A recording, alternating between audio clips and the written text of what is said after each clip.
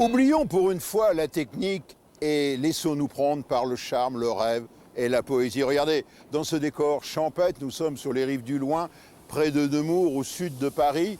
Tout y est le cadre, mais également ce petit tortillard que nous avons connu dans notre enfance. Ces trains, pour nous les enfants, c'était des tacos.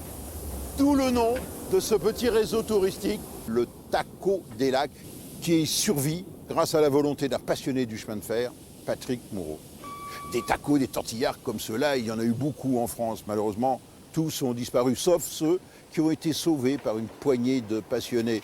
Cela présente un double intérêt. Un, cela permet de sauvegarder notre patrimoine, c'est notre histoire, mais ça permet également une activité touristique parce que les Français, vous êtes bien placés pour le savoir, aiment les trains. Donc ce DVD est consacré au tourisme ferroviaire, autrement dit la France vue du train. Les petits, les gros et les tout petits avec, vous verrez, les chemins de fer à crémaillère. Dans ce DVD, un film et 4 bonus. Le film de la Sardane au Fandango. Autrement dit, magnifique promenade touristique à travers les Pyrénées. Depuis Perpignan avec le petit train jaune jusqu'à Biarritz avec le petit train de la Rhône, en passant par les Pyrénées centrales, le chemin de fer à crémaillère de Super Bagnères.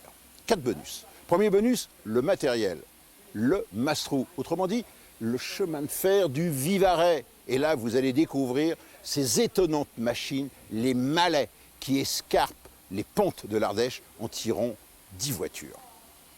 Deuxième bonus, comment ça marche? Le système de Decauville. Et là, nous y sommes ici, au Taco des Lacs. Vous verrez, c'est une invention française. Troisième bonus, des idées d'avance. L'autorail panoramique. 800 chevaux pour un autorail duplex avec une vision panoramique, c'est étonnant. Et ça permet de découvrir la ligne Grenoble-Marseille et puis la Côte d'Azur. Et enfin, un homme, un métier. Et quel homme? C'est Patrick Moreau, c'est le propriétaire du Taco des Lacs, un passionné de chemin de fer. Bon voyage.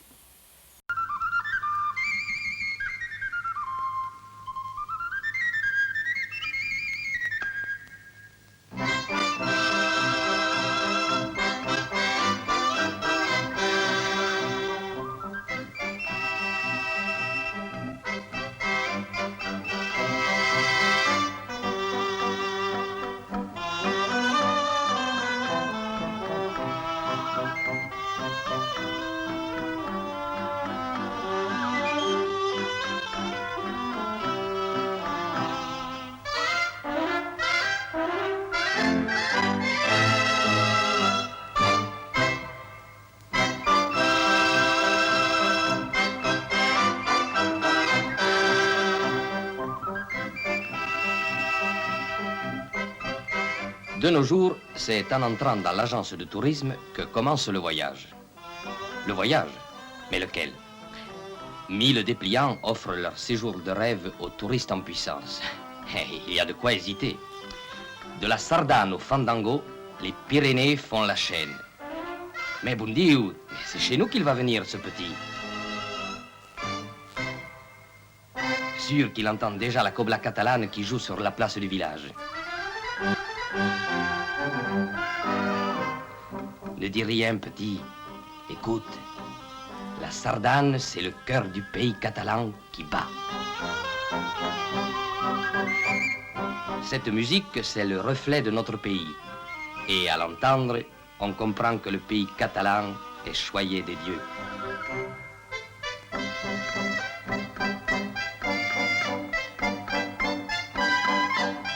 Ainsi, Port-Vendre était jadis le port de Vénus. De nos jours, la belle déesse a cédé le port aux sirènes des navires marchands. Peut-être préfère-t-elle les calmes rives des ports de Collioure dont le charme ensoleillé serait bien à la mesure de sa beauté. Allons de Clocher en Campanile jusqu'à Perpignan. Un saut jusqu'au Castillet. Je vous accorde encore le temps d'une courte promenade à l'ombre des platanes et il nous faudra songer au départ. Mais la loge de mer, le palais des rois de Major, que me direz-vous? Certes, tout cela valait d'être vu. Alors, ne manquons pas notre train. Avouez que cela eût été dommage.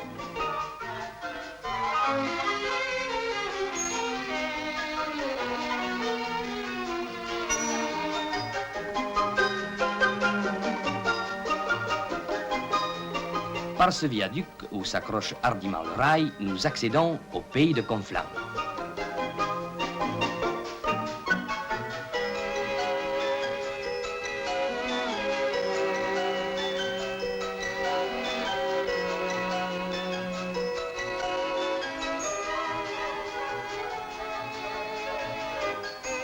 Villefranche, ancienne capitale du Gonflant, fortifiée par Vauban.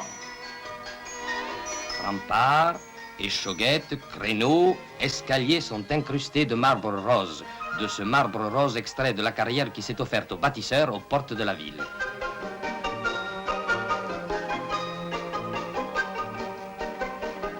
Oui, oui, vous avez raison. Là-bas, c'est la vallée de Vernay-les-Bains, station thermale blottie au pied du Canigou.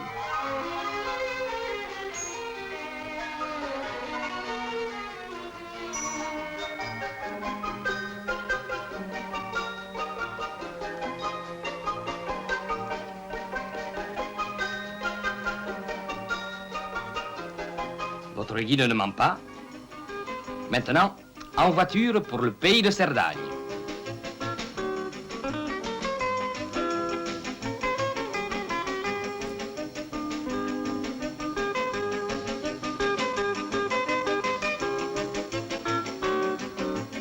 Comment résister au charme de ce petit train si pressé de partir qu'on n'a pas eu le temps de mettre un toit à tous ces wagons?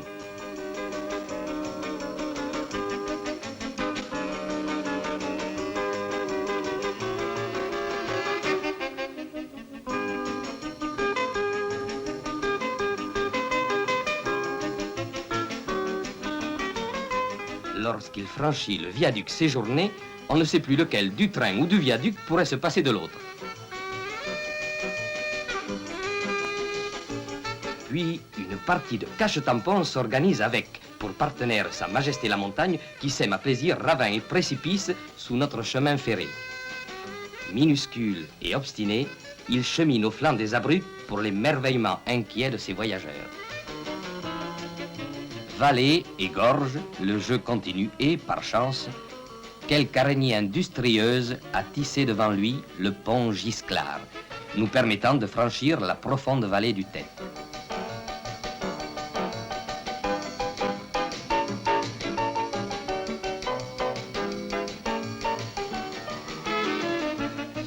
Et avec lui, nous atteignons Montlouis. Montlouis, place fortifiée par Vauban, station d'altitude, 1610 mètres, et de sport d'hiver, vous signale votre guide. Mais un autre guide vous expliquera que grâce à un ensoleillement exceptionnel, un laboratoire de l'énergie solaire a été installé. Dans son four solaire s'élabore la moderne alchimie des hautes températures. Vous lui devez bien ça entre nous. Car c'est l'eau du lac des Bouillousses qui entraîne les usines hydroélectriques alimentant la ligne ferroviaire du petit train jaune.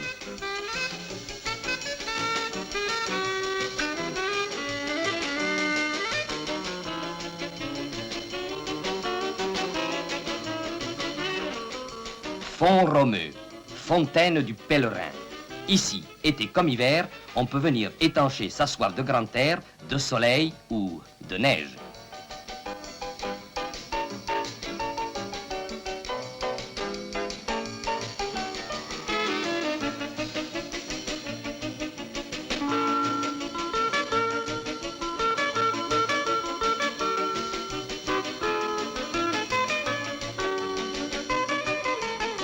La tour de Carole, France ou Espagne? Presque l'une et l'autre, car la frontière chemine capricieusement au flanc de la montagne, et seul le pas agile des contrebandiers sait reconnaître la terre d'Espagne de la terre de France. Et ici encore, cruel dilemme, truite aux amandes pour le pêcheur heureux, amande pour le pêcheur aux truites malheureux.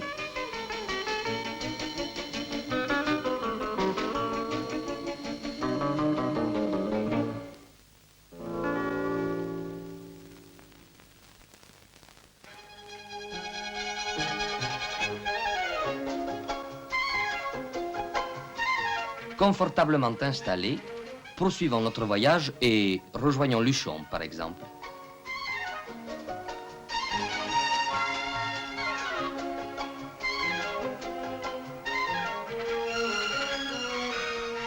Luchon. 80 sources jaillies du flanc de la montagne, chaudes, sulfureuses, radioactives, au degré voulu pour soigner les cordes vocales fatiguées. Et la 81e source, c'est Luchon elle-même, source de détente et de repos.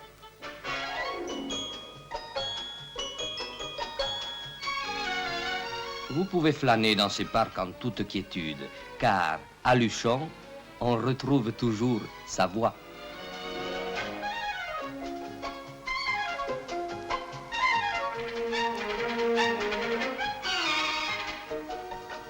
Voyageurs impénitents, nous ne pouvons résister à l'invitation. Allons prendre la crémaillère.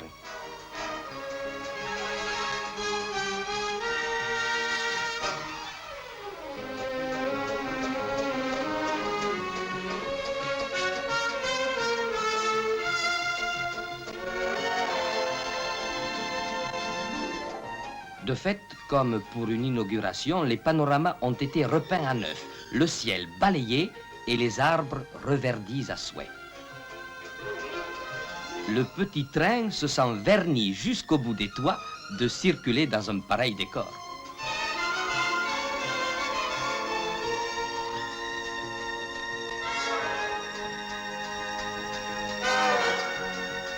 Pour nous faire partager son euphorie et nous faire voir Luchon sous d'autres angles, il n'hésite pas à prendre à pic le chemin des écoliers.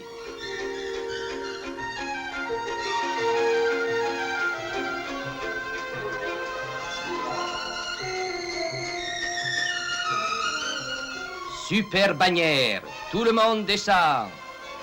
Le confort s'est installé ici et c'est dans un fauteuil que vous assisterez au spectacle des Pyrénées, spectacle permanent avec changement de décor à chaque saison.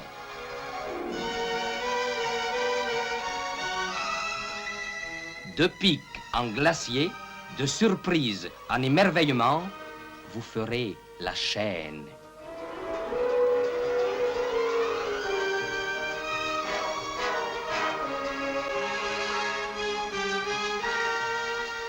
Toujours plus haut, étant la devise des alpinistes motorisés, nous n'hésiterons pas à gravir le pic de Céciré, ajoutant à notre palmarès une glorieuse ascension de 2400 mètres d'altitude.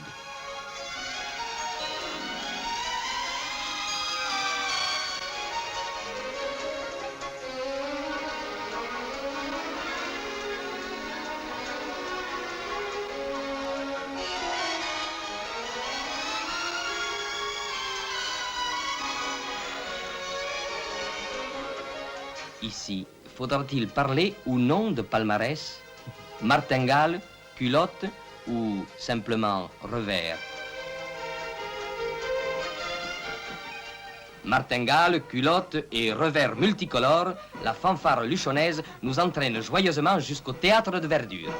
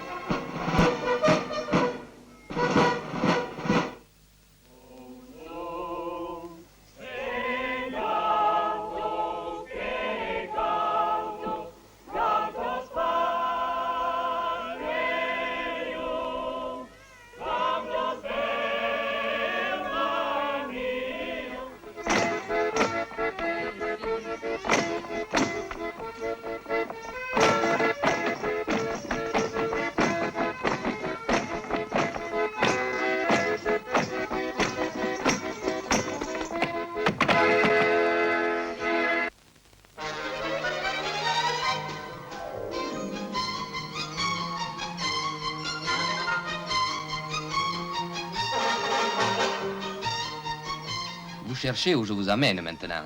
Eh bien, vous avez trouvé, au Pays Basque, et plus précisément à Biarritz.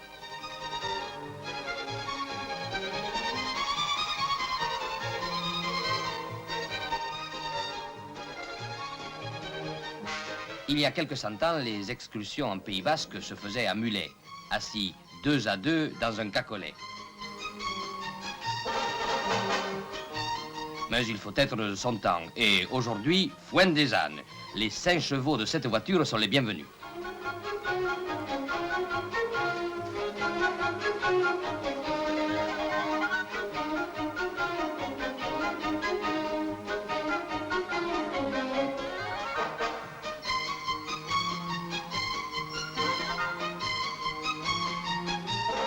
Songez que 2 chevaux seulement tiraient la calèche de l'impératrice Eugénie et de Napoléon III lorsqu'ils partaient à la découverte de Biarritz.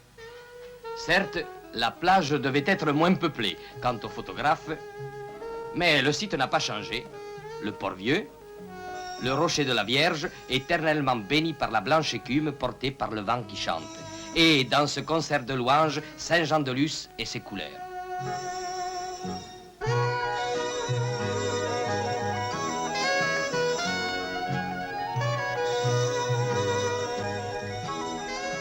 Saint-Ignace, pour être à la mesure de notre enthousiasme, met à notre portée la rune. Nous ferons le voyage en chœur, le cœur battant, bousculé, pressé, pressé d'être là-haut.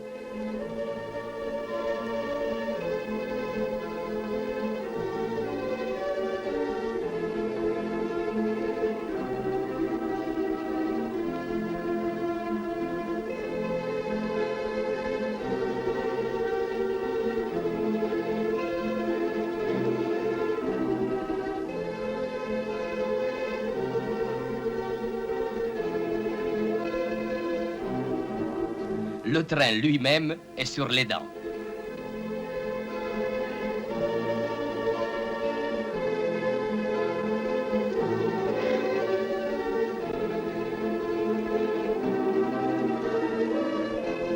Pour nous faire patienter, tout au long de la rue de Montée, la côte basque nous tient compagnie.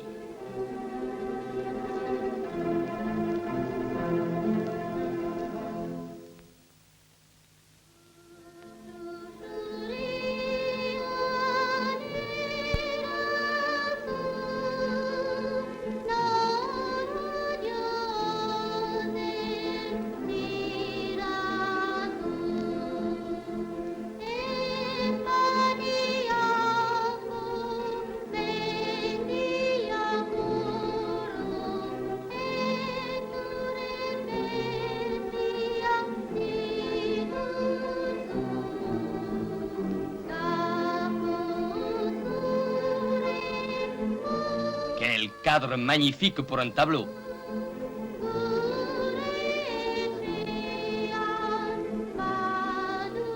La nature est en fête. Et à toute fête, il faut des danses.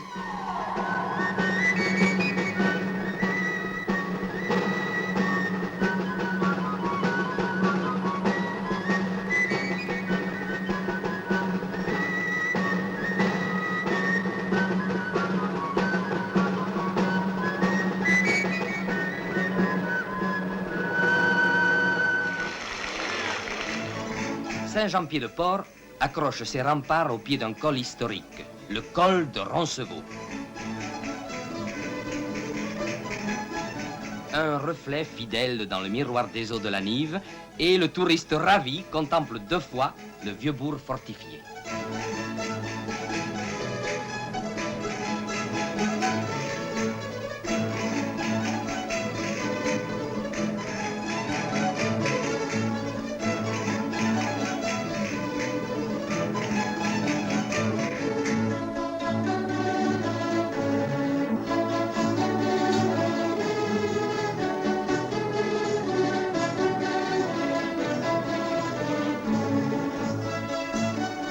Notre voyage ne saurait s'achever sans passer par Cambo. Les villages basques sont frères pour vous tenir sous le charme, don magnifique d'une fée romantique. Pas un village n'a été oublié, à croire qu'ils se sont renvoyés la belle de l'un à l'autre. Comme ici, au fronton, on se renvoie la balle.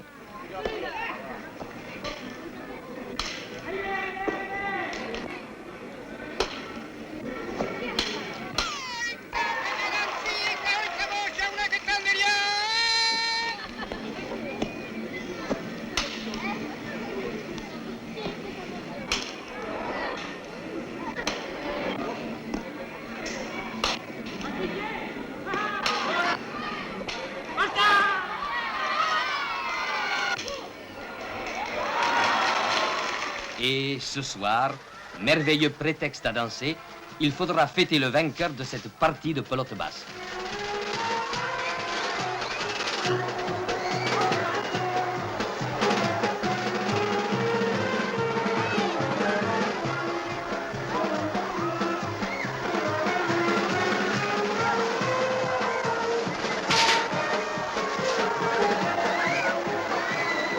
Peut-on rêver plus merveilleux itinéraire, plus belle course que ce voyage qui se prolongera dans l'éblouissement des souvenirs, de la Sardane au Fandango?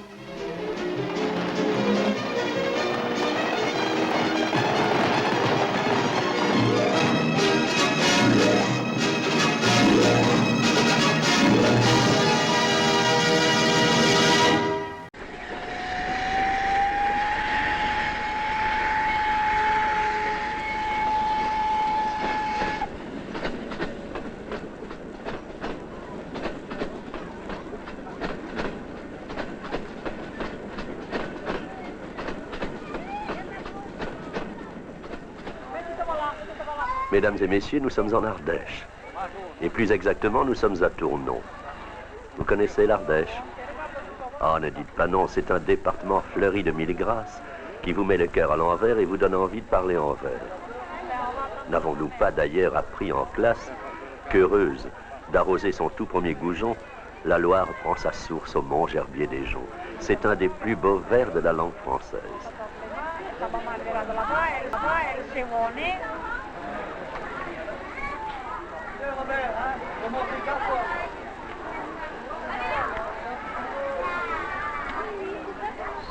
Les gens du pays sont des sages. Ils n'ont pas craint, ils ont voulu garder ce petit train d'un temps bien révolu pour souligner leur paysage. Je vous le dis en vérité, ce petit train existe encore. Et vous pourrez fort bien l'emprunter cet été, car il n'est pas collé dans le décor. Mais non, voyez, il siffle, il roule, il crache, ce petit train de grand-papa. Peu importe qu'il marche au pas, mais quelle verdeur, quel panache.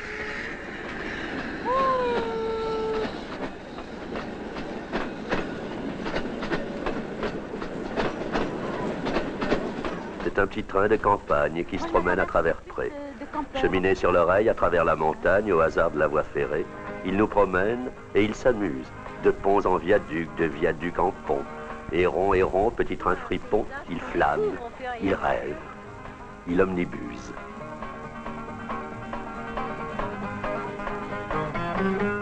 Oui, effectivement, on a une grande chance d'avoir le beau temps.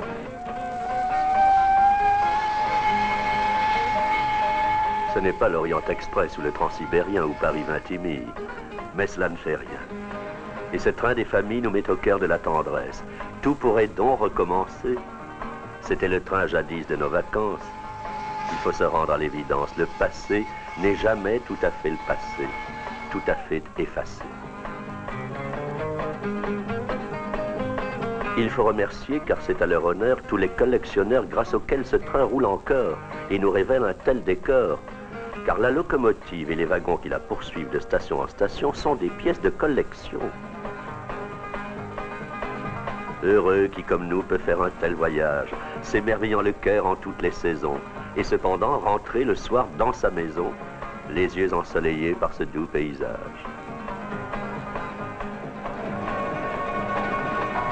Ô lacs, rochers muets, et vous, tunnels obscurs, que faites-vous des trains que vous engloutissez?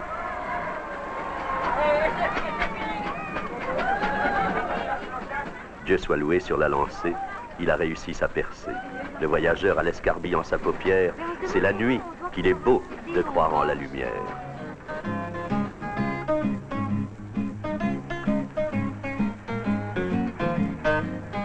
Dans ce ravissant paysage, voici que s'offre à nous, comme un nouveau bonheur, la griserie de la lenteur. Car ce petit train de notre âge, par la grâce du conducteur, ne dépasse jamais, jamais le 20 à l'heure.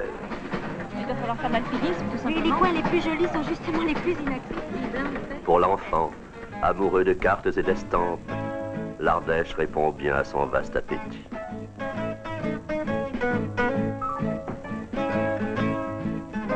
Ils sont magnifiques, ces arbres. Il y a même des conifères, tiens. Ah mon Dieu, que c'est beau l'Ardèche. On entend dire sottement que ce département est pauvre et qu'il rime avec dèche.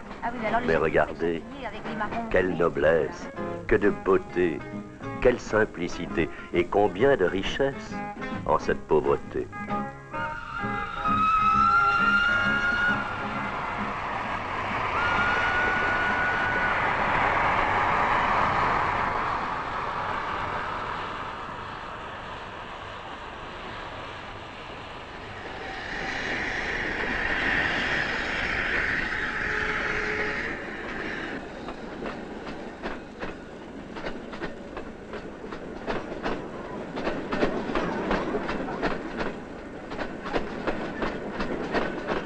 Et puis voici l'arrêt, soudain, sans crier gare. Et d'ailleurs, pourquoi crier gare, puisqu'on y est?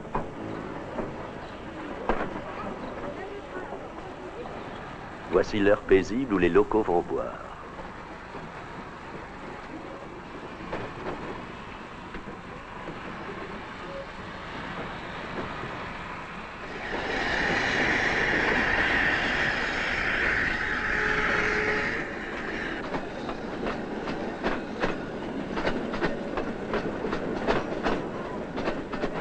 C'est le casse-croûte à mi-route.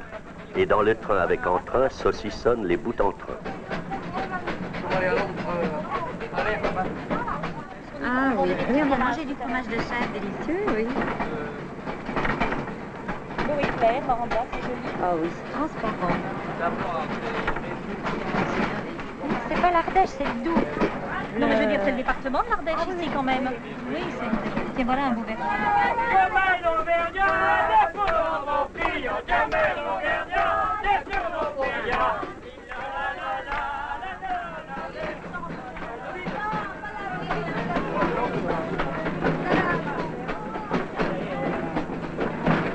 Roule, roule, train du plaisir dans la montagne vivaresse.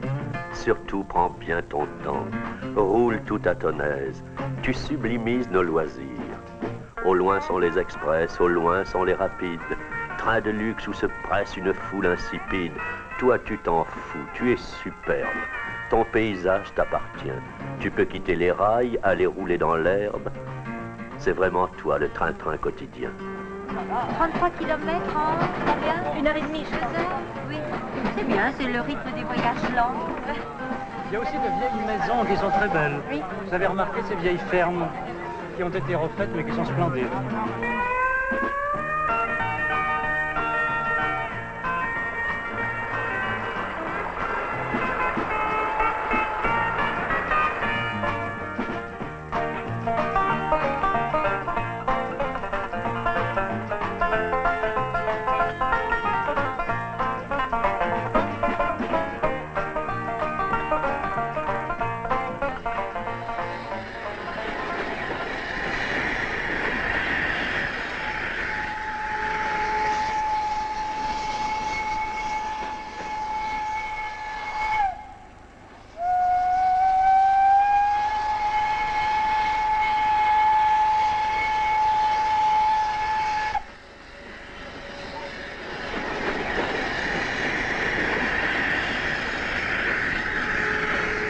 Quel voyage plaisant, familier, poétique. En gare de la Mastre, on s'arrête un moment et sans le moindre supplément, éclate la fanfare.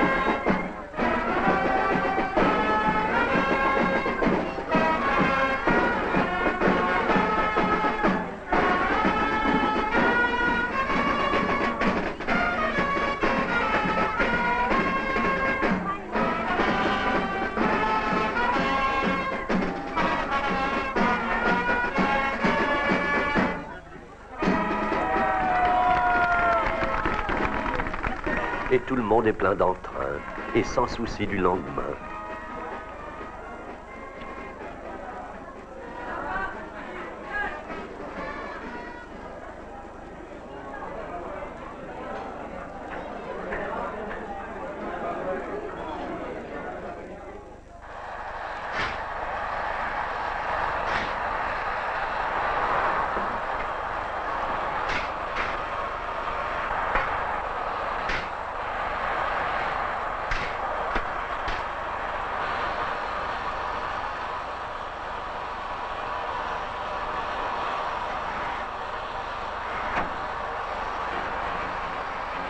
Et la locomotive, on la tourne à la main.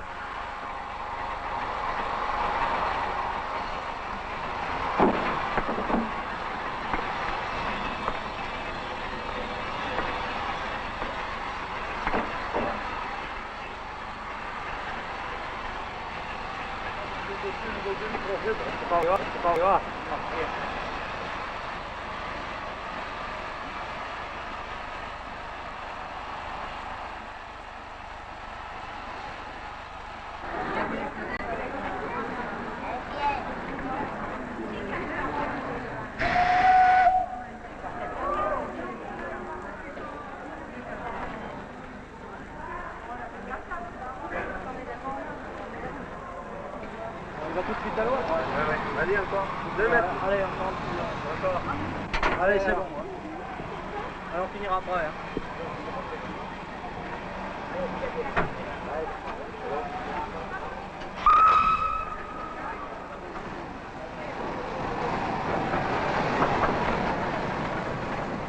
Il n'est pas interdit de descendre avant l'arrêt complet, chacun ici faisant ce qui lui plaît, ni d'autre part de l'attraper en marche au temps de la manœuvre.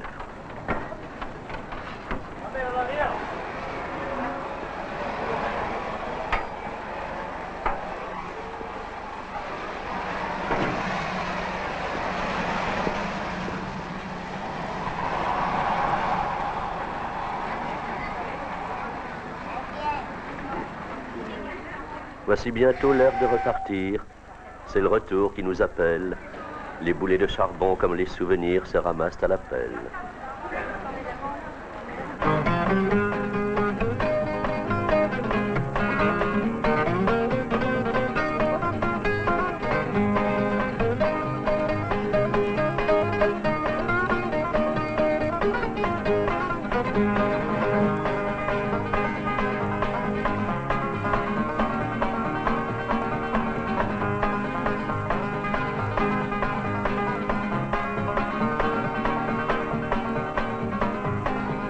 Que les Cévennes ont de la veine de vivre de nos jours au rythme d'autrefois. Adieu donc, petit train. À la prochaine fois.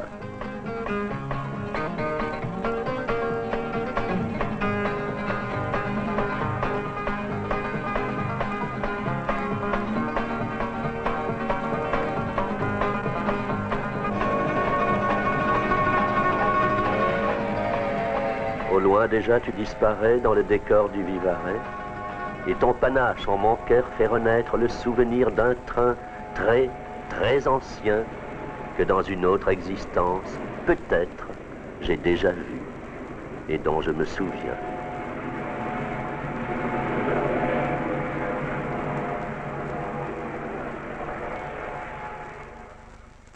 Le système de Decauville, comment ça marche? Je dis bien le système de Decauville.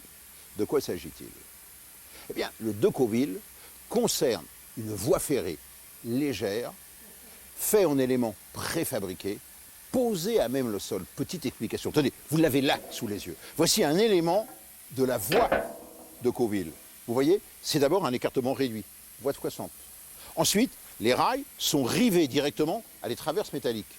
Et on constitue donc des éléments qui pouvaient être portés que par 2 hommes. Il y avait des rails droits, des courbes, des aiguillages. De quoi faire un véritable réseau simple, léger, économique, qui ne nécessite pas de grosses infrastructures qu'impose le système ferroviaire lourd. L'application de ce système, eh bien, ça a été de développer des petits trains économiques. En fait, Decauville, c'est le nom d'un inventeur, Paul Decauville. un Français. L'histoire, elle est très belle. En 1876, Paul de Cauville n'était pas un industriel. Paul de Cauville était un agriculteur, spécialisé dans les betteraves. Et il avait à transporter donc ses récoltes de betteraves jusqu'aux raffineries, jusqu'aux distilleries, aux sucreries. Or, en 1876, la récolte était abondante, mais il avait beaucoup plu. Et de fait, eh bien, les tombereaux, il n'y a pas de camion à l'époque, tirés par les chevaux, s'enlisaient. Et là, de Cauville a eu l'idée de se dire, quelle est la seule source d'énergie dont on dispose? Eh bien, c'est le chemin de fer. On est dans les années 70-80, c'est le plein essor du chemin de fer. Oui, mais on ne pouvait pas faire rouler des gros trains dans des champs. Et là, il a eu l'idée donc de ce système léger, dont vous voyez ici, derrière moi, des magnifiques exemplaires au Taco des Lacs, où nous sommes en ce moment. Et là, le coup d'essai fut un coup de maître. 2 ans après, on a multiplié le nombre de commandes qui est passé à 200 installations en France.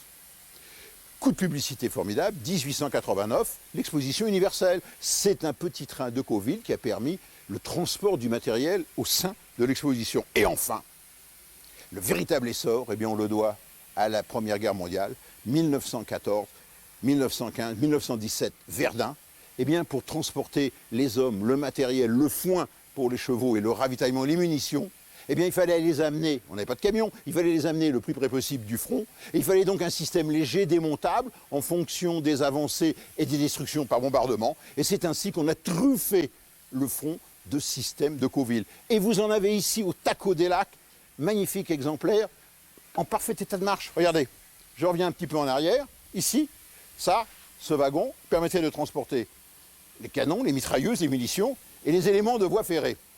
Ça, bien sûr, c'était pour les hommes, les banquettes en bois. Et puis là, original, le wagon-citerne pour l'eau. On se comprend, disons pour le gros rouge.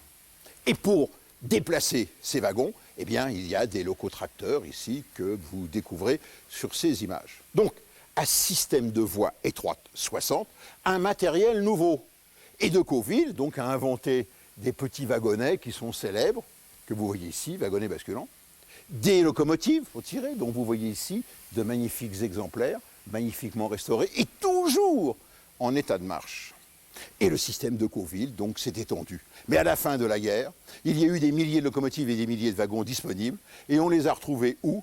Eh bien, dans les usines, dans les distilleries, dans les raffineries, dans les exploitations minières, dans les exploitations agricoles. Et ici, au Taco des Lacs, c'est une ancienne exploitation de sablières. Donc, de Cauville fut un formidable succès industriel, j'oserais dire, à l'américaine. En fait, c'est une entreprise française. La première usine était dans le sud de Paris, à Ivry-Petit-Bourg, puis les installations beaucoup plus importantes, à Corbeil, toujours dans le sud de Paris. Et vous avez là un magnifique spécimen ici au Taco des Lacs. Regardez, c'est bien, Société de Cauville est née, fabrication à Corbeil, et surtout, regardez cette machine, 1878. Elle est ici en cours de restauration au Taco des Lacs. Je leur souhaite du plaisir, il y a du boulot.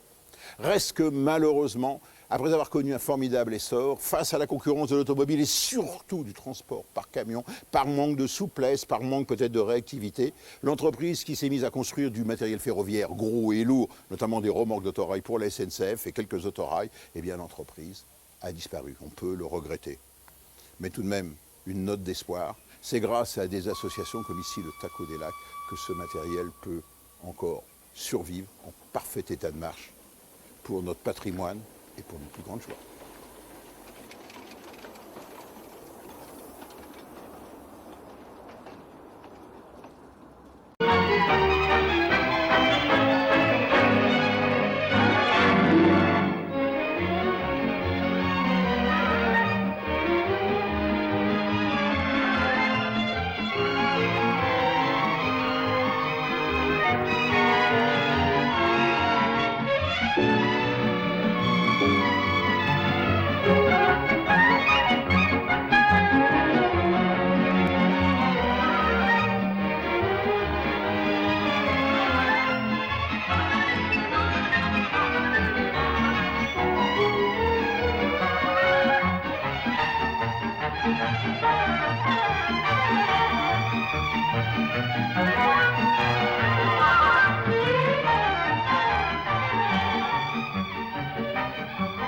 depuis les bancs de l'école, chacun sait que la France est abondamment et harmonieusement pourvue en biens de la nature, on pourrait penser que ces provinces du sud-est, Languedoc, Dauphiné, Provence, sont sorties de terre au temps des fées. Qu'il s'agisse des chatoyants contreforts alpins, des verts tapis du lit de la Haute-Loire, des gorges de son sauvage affluent l'Allier, des Cévennes, leur commune source, de tous ces merveilleux paysages qui défilent ici, ou bien encore de l'éclatante dentelle haute en couleur du littoral méditerranéen, le touriste, même averti, passe de surprise en émerveillement. Quel voyageur n'a pourtant déploré son impuissance à saisir tous les aspects si rapidement changeants de ces paysages de rêve? L'un, dans son auto, ne pouvant quitter la route des yeux, ne gardera qu'un souvenir fugace des beautés qui le cernent de toutes parts. L'autre, en chemin de fer, voulant jouir du spectacle qui lui est offert, va de son compartiment au couloir et vice-versa, pas toujours avec succès d'ailleurs.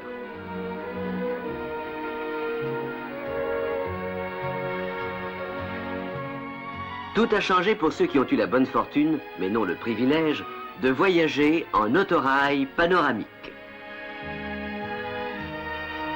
Étrange sensation que d'embrasser à bonne hauteur et d'un regard circulaire ces panoramas grandioses, de les voir s'animer et comme se forger sous nos yeux.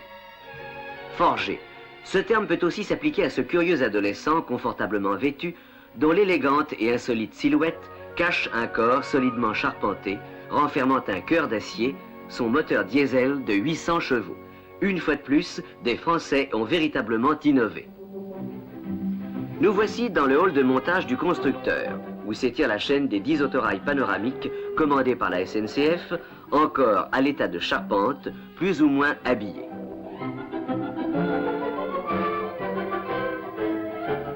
Ici, avant agrafage du revêtement extérieur latéral en feuilles d'aluminium, un épais matelas de laine de verre isolera le voyageur des bruits extérieurs comme des variations de climat. Là commence la mise en place des éléments en plastique. D'abord l'avant aux couleurs claires, visible de loin, aux formes aérodynamiques, sorties du moule d'une seule pièce. Notez les phares incorporés.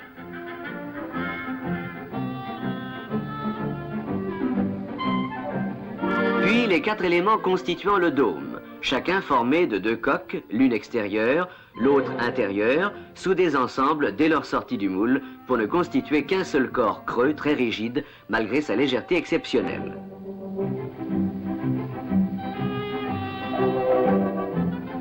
Les joints, également en plastique, seront posés plus tard. Technique véritablement révolutionnaire à l'honneur de la Régie nationale des usines Renault.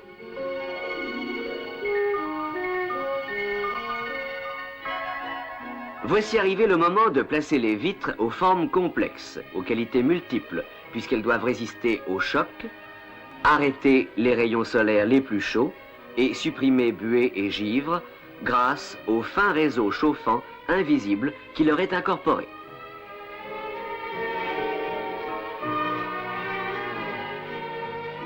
Et hop, voilà en un tour de passe-passe leur montage ultra rapide dit à la ficelle. Le retrait de celle-ci provoque le sertissage sur la face de l'anneau de caoutchouc qui entoure la glace. Mais que d'efforts pour la mise au point de la méthode. Logé sous le plancher central à côté du moteur diesel, autour maintenant de l'appareillage électrique, centre nerveux.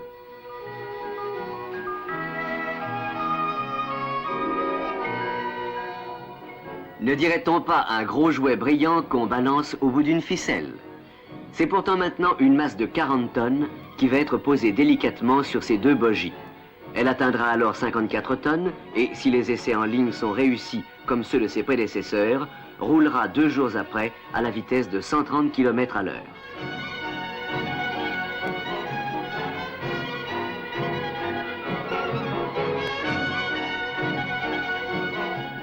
Mais avant la sortie d'usine, un dernier contrôle à marche lente est opéré. Sur le radiateur ventilé qui évacue l'excès de chaleur au moteur diesel de 800 chevaux, accouplé à la génératrice qui fournit l'énergie électrique au moteur de traction, sur le compresseur d'air et enfin sur la batterie d'accumulateur. En somme, poumons, cœur, vaisseau, ayant donné toute satisfaction à cette ultime auscultation, on procède maintenant aux essais statiques. Dûment lesté, c'est la pesée en charge. Parfait, le résultat est conforme au calcul. La différence entre roue droite et roue gauche d'une part, avant et arrière de l'autre est insignifiante, équilibre prometteur d'un excellent confort. Sur une voie volontairement inclinée, l'autorail avance lentement. Les ressorts de suspension font pencher la caisse de l'angle voulu, et cela toujours par souci du confort de ses futurs usagers. Après les essais statiques, essais en ligne sous la direction des techniciens spécialistes.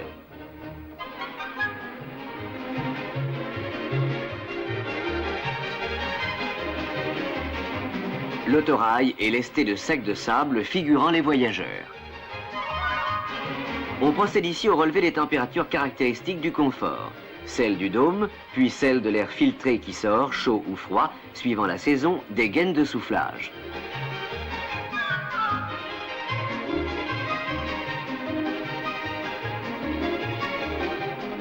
Sur cette section de ligne où la vitesse peut atteindre 120 km à l'heure, on se prépare à un essai des freins.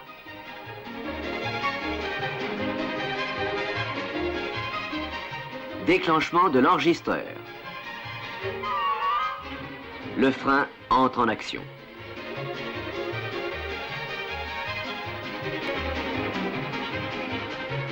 Ralentissement. Et c'est l'arrêt.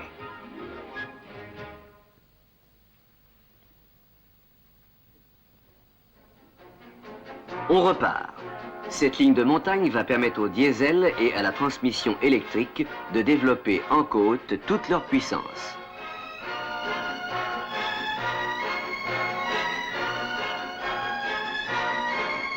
Celle-ci est enregistrée pendant la rude montée du col de la Croix-Haute, sur la ligne Grenoble-Marseille.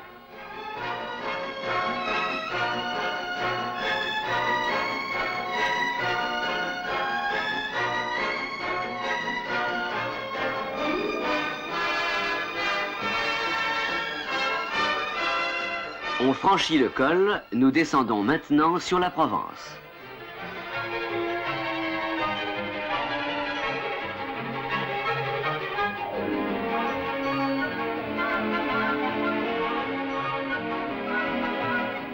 Cet appareil enregistre les oscillations verticales et transversales qui se révèlent exceptionnellement faibles. Il en sera de même des bruits grâce à un plancher épais de 130 mm garni de matériaux insonorisants.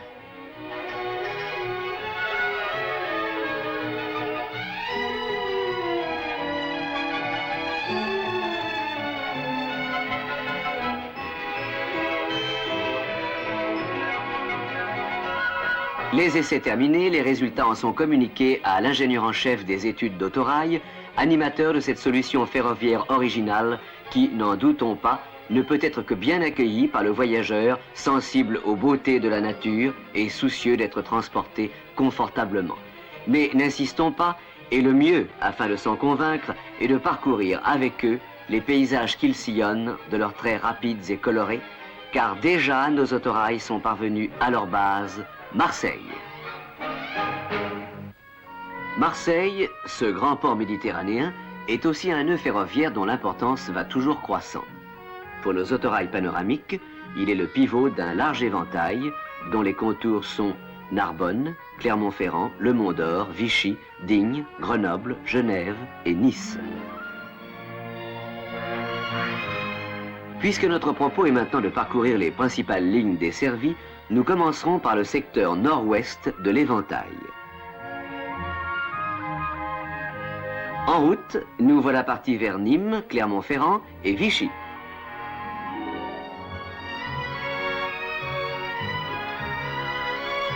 Nous traversons la banlieue marseillaise qui bientôt ne sera plus qu'un souvenir. Le soleil provençal, si spécial selon les poètes méridionaux, justifie ici l'emploi du store qui diffuse agréablement ses rayons.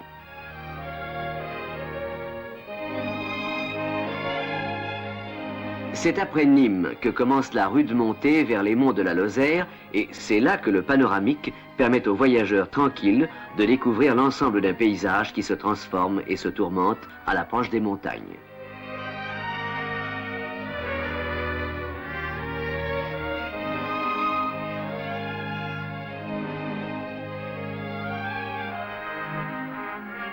La Bastide Saint-Laurent. Nous sommes à 1024 mètres d'altitude, presque aux sources de l'Allier. Quelques flocons de neige nous accueillent en silence, comme pour nous reposer du soleil de la bruyante Marseille, quittée quelques heures plus tôt. Non sans regret, nous laisserons ici notre confortable transport continuer sa course vers Vichy, pour aller maintenant suivre quelques méandres pittoresques du secteur nord-est sur la grande relation Genève-Grenoble-Marseille. Nous voici déjà à Grenoble, métropole de la houille blanche et centre touristique des Alpes françaises. C'est donc de cette capitale économique et intellectuelle du Dauphiné que nous partons cette fois pour rejoindre Marseille par la route ferroviaire des Alpes. Elle ne manque pas d'être fertile en panoramas sans cesse renouvelés qui doivent être admirés en toute quiétude par le voyageur, dans une douce ambiance, malgré les températures si changeantes et parfois rigoureuses du climat alpin.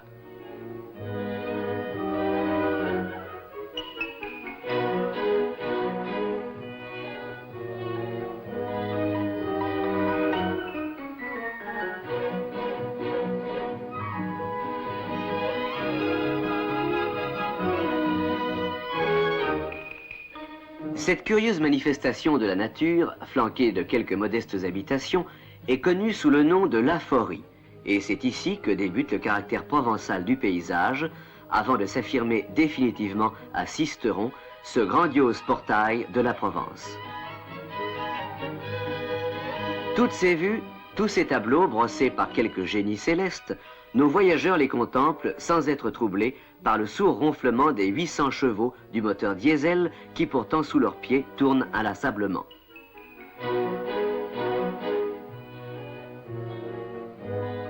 Nous approchons de Marseille.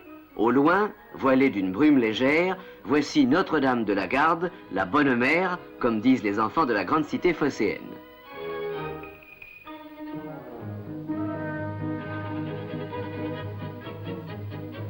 Bientôt, après s'être faufilé parmi le complexe invraisemblable de voies et d'aiguilles, le hall de la gare Saint-Charles qui nous accueille va nous voir repartir sur un des trajets les plus merveilleux du monde, la Côte d'Azur.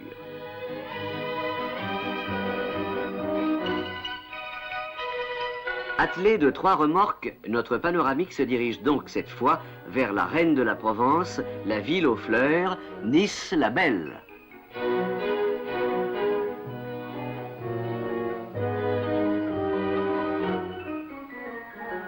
Impeccable dans sa combinaison d'uniforme, le conducteur élance son convoi à l'assaut de ces paysages, tour à tour sauvages ou grandioses, qui ici se passent de tout commentaire.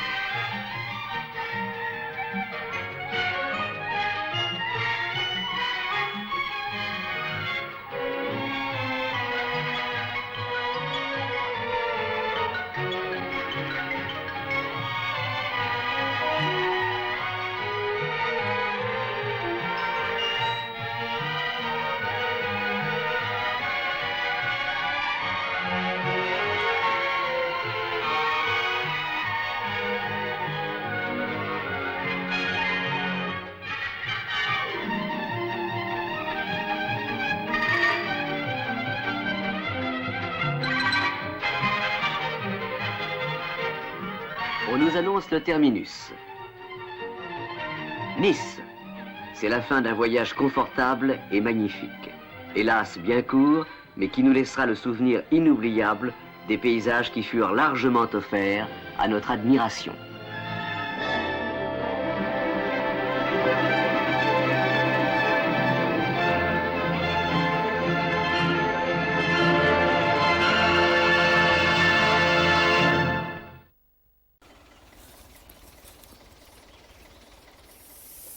Étant enfant, je me souviens bien m'intéresser plus ou moins au train, mais tout le déclencheur, ça a été le jour où je me suis rendu compte qu'il existait ce petit modèle de Decauville qui était, à l'époque où j'étais adolescent, j'ai vu ça vers 13 ou 14 ans, et c'est l'époque où je me suis rendu compte qu'il y avait ces trains-là, ils étaient à mon échelle. Et j'ai trouvé beaucoup plus esthétique que les vrais trains de taille réelle, et plus abordables, etc. Donc c'est ça que j'ai voulu avoir absolument. Et je crois que j'ai usé mon père jusqu'à temps qu'il fléchisse et qu'il m'aide à construire les premiers wagons voyageurs. Et j'ai ouvert mon premier petit train de promenade, je devais avoir 17 ans, je crois.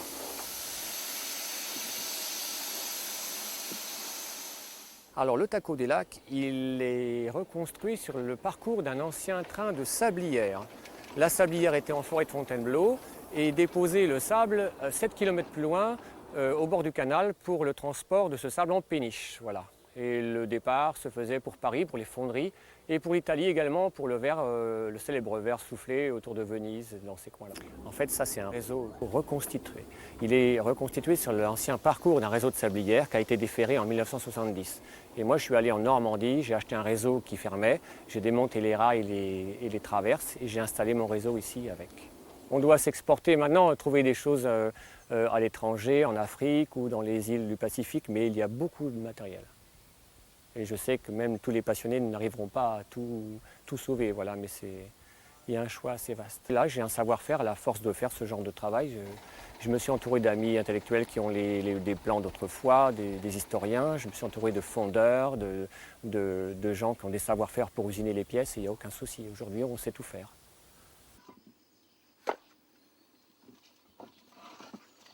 Voilà.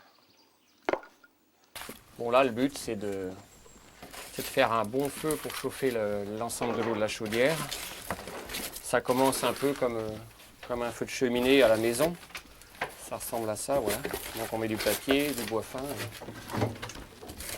et on fait un bon feu qui va durer peut-être 2 heures avant que la machine soit en marche, voilà. Ici, on chauffe au bois parce qu'en fait, depuis la tempête de 99, le bois est cassé dans la forêt, donc on a juste à le couper et le ramener ici. Et c'est non polluant et c'est nettement plus propre que le charbon pour le public, même pour nous-mêmes. Voilà.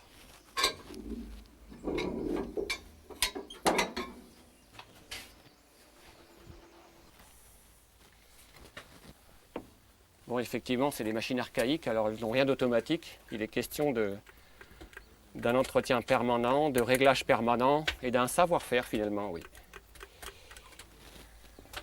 À chaque fois que vous mettez en route, c'est l'opération graissage.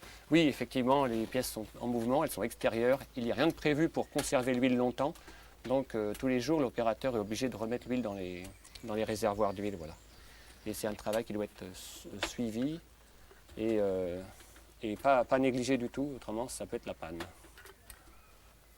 Et votre ennemi ici, c'est quoi? L'ennemi d'ici, c'est le sable, parce que c'est un train de sablière. On a poussé le luxe à remettre du sable sur les voies pour faire train de sablière, mais malheureusement, le sable vient se déplacer avec le vent et se colle dans le mécanisme. Donc c'est une lutte permanente de se débarrasser du sable.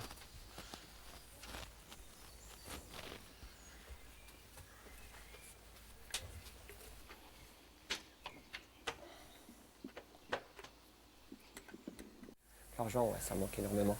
Les pièces sont devenues de plus en plus chères, les fournisseurs excessivement chers. Il faut savoir que si tu dois acheter une roue, régénérer une roue de ta locomotive, il faut à peu près 5 000 € hors taxe. Tu imagines bien que le train, c'est un véritable mille-pattes. Voilà, c'est un exemple. Et c'est pareil pour les sabots du frein, c'est pareil pour toutes les pièces en fait, c'est terrible. Je fais beaucoup de pièces par moi-même.